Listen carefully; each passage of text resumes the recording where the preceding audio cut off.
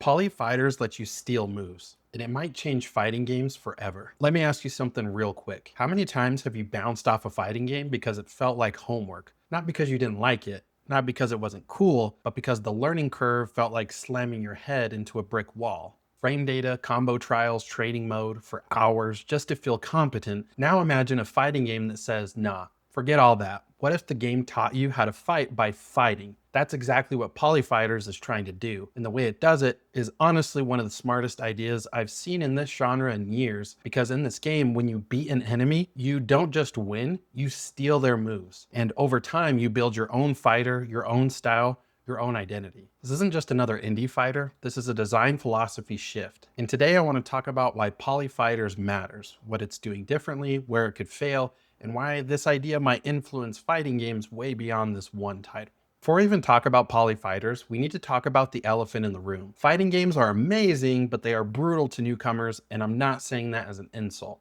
I love fighting games, but let's be honest, most modern fighters expect you to pick a character, memorize a full move list, learn execution, understand spacing, learn matchups, learn combos, learn cancels, learn meters, learn frame advantage, all before you feel like you're even allowed to have fun. If you've been playing fighters for years, this feels normal. If you haven't, it feels impossible. And the genre has been trying to solve this problem forever. Auto combos, simplified controls, tutorial modes, beginner characters, some help, some don't, but most of them still rely on the same core assumption that the player should learn before they play. That's where Polyfighters goes, what if that assumption is wrong? At its core, Polyfighters is a fighting game mixed with roguelike progression. That means runs instead of permanent characters, progression that resets, decision making after fights, builds instead of fixed kits. But the key mechanic, the thing everything revolves around, is move stealing.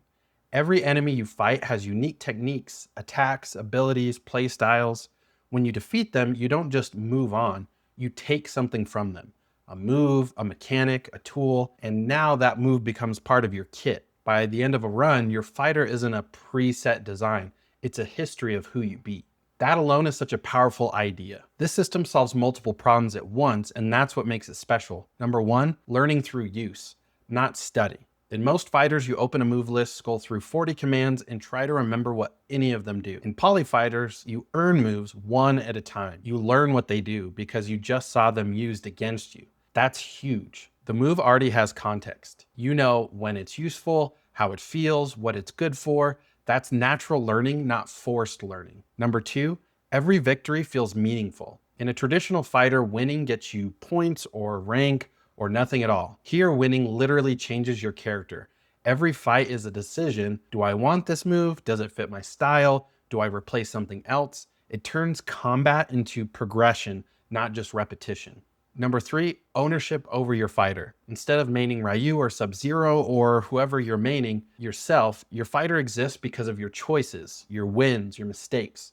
That's powerful player identity, especially in a genre that often locks identity behind character selection. A lot of games slap roguelike mechanics on because it's trendy. This isn't that.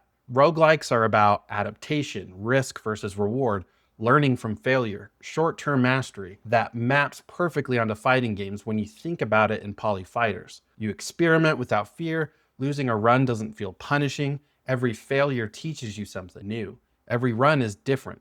You're encouraged to try weird builds, odd combination styles you wouldn't normally pick. That experimentation is something traditional fighters struggle to encourage because when you lose online, it feels bad. Here, losing is part of the loop. This is the part I think is most important. Polyfighters changes how players think about fighting games. Instead of, I need to be good before I play, it becomes, I'll get better by playing. That mindset shift is massive. It lowers intimidation, it lowers anxiety, it makes the genre feel welcoming without dumbing it down. You still need reads, reactions, spacing, decision making, but you learn those skills organically because the game demands them naturally. Here's an easy way to frame it. Traditional fighters. Pick character, learn kit, optimize execution, repeat forever. Polyfighters, fight enemies, steal tools, adapt strategy, build identity. One is about mastery through repetition, the other is mastery through evolution. Neither is wrong, but the second one opens doors, especially for players who never felt welcome before.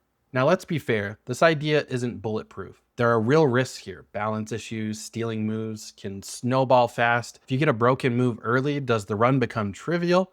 Identity issues, does a custom fighter feel as iconic as a handcrafted character? Fighting games thrive on personalities. This system trades personality for flexibility. Skill ceiling concerns. Will high level play still matter, or will builds outweigh execution? These are questions polyfighters will need to answer as development continues. But the fact that these questions exist means the game is pushing boundaries. Even if Polyfighters itself doesn't become massive, the ideas here will spread. You could see indie fighters adopting modular kits, roguelikes moving into more skill-based genres, mainstream fighters experimenting with adaptive mechanics. This could be a blueprint, not just a game. Fighting games don't need to be easier, they need to be smarter, and Polyfighters feels smart. At the end of the day, Polyfighters isn't trying to replace Street Fighter or Mortal Kombat or Tekken. It's asking a different question. What if fighting games taught themselves? What if learning was baked into the fun instead of standing in the way of it?